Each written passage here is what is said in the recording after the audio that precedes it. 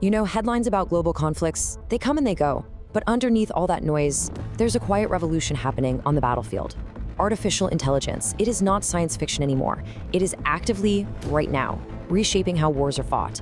And in this explainer, we're going to see how the recent US-Iran conflict became the first real-world, high-stakes test for this brand new era of algorithmic warfare. It seems like every major conflict has its own technological signature, right? If you think about past wars, they were defined by the rise of social media, or maybe the explosion of drones. But the US-Iran conflict, that marks something completely new. This is the moment where the world's most powerful military went all in on using artificial intelligence to think, to target, and to fight faster than ever before.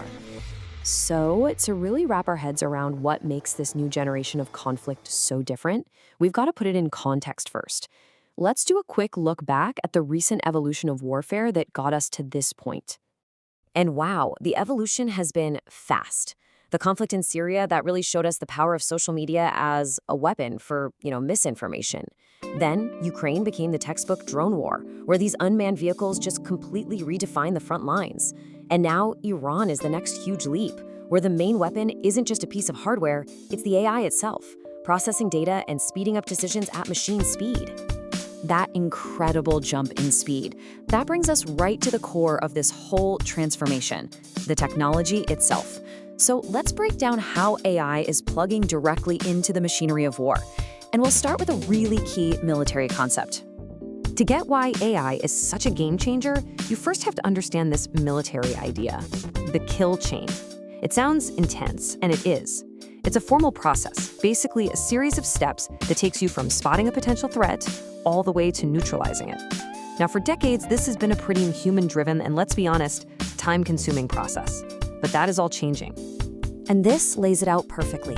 First, you have to identify a threat, which means sifting through just mountains of surveillance data. Then you prioritize which threats matter most. Next, you target, assign the right weapon to the right problem. And finally, you strike. Now, AI's promise to the military is pretty simple. Do every single one of these steps faster and way more efficiently than a human being ever could. And the key to all of this is a Pentagon initiative called Project Maven. It got started back in 2017, and it's designed to do exactly what we just talked about. It uses super powerful software from companies like Palantir to basically merge all kinds of data. We're talking intelligence reports, drone footage, you name it, onto a single unified map. Then it integrates a large language model, in this case Anthropic's Claude, to make sense of it all and actually recommend actions. And the results? Well, reports suggest Maven helped the US hit over 1,000 targets in just the first 24 hours of the Iran campaign. And look, this isn't just some theoretical goal they're hoping for.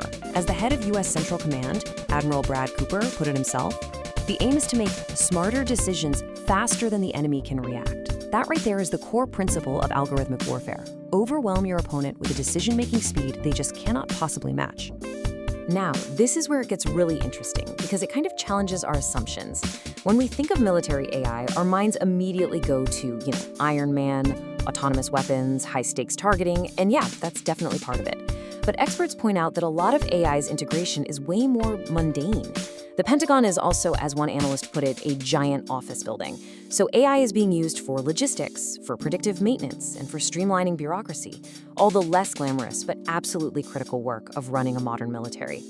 But this incredible new speed, this new power, it all comes with some really profound risks. What happens when the algorithm makes a mistake? And that question, it opens up a very, very complex and dangerous ethical minefield. A key danger isn't just that the AI is wrong, but that we humans start to believe it's always right. This is a real psychological phenomenon called automation bias. Basically, when a system gives you a fast, confident answer, it is just human nature to trust it more than our own slower, more skeptical judgment. And in a high-pressure combat situation, that bias can be absolutely deadly. And we've already seen this play out. In the conflict in Gaza, reporting on Israel's use of AI targeting systems raised this exact concern. The issue wasn't some killer robot making decisions on its own. It was that human operators reportedly began accepting the AI's recommendations pretty uncritically. They just got too comfortable with the machine, and that lowered their own critical oversight. And when that human oversight fails, the potential cost of these errors is just staggering. On the very first day of the US-Iran war, a US cruise missile struck an elementary school in Minab, killing at least 168 people. Now, while investigations later pointed to outdated human intelligence as the likely cause, the tragedy immediately raised these urgent questions about the role of AI like Project Maven and what happens when that algorithmic kill chain is aimed at the wrong target. This brings us to a major conflict happening not on the battlefield, but between the Pentagon and Silicon Valley. The Pentagon actually demanded that its tech partner, a company called Anthropic, remove all the safety guardrails from its AI model. But Anthropic refused. They drew a red line. They argued the AI just isn't reliable enough for autonomous weapons and shouldn't be used for mass surveillance. This was this unprecedented public fight, and it just goes to show how high the ethical stakes had become. So, despite all these ethical conflicts, the technology is now absolutely central to military strategy. And that reality is sparking a whole new kind of global arms race. And we really need to look at what that means for the future. And we're not just talking about a few projects here. The Pentagon has officially adopted what it calls an AI-First Doctrine. This is a massive strategic shift.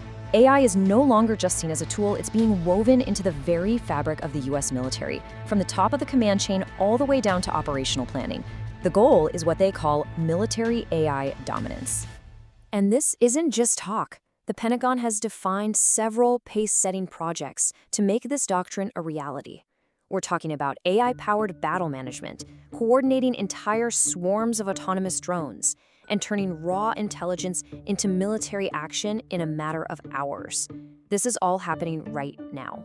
But here's the thing about this arms race. It is not a one-sided street. The same commercial AI that powers US systems is accessible to pretty much everyone. Adversaries like Iran are experts at what's called asymmetric warfare, using technology to counter a superior force.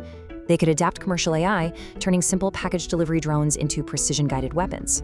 Or they could use swarms of cheap autonomous drones to just completely overwhelm sophisticated defense systems. And this just brings the entire issue into such sharp focus.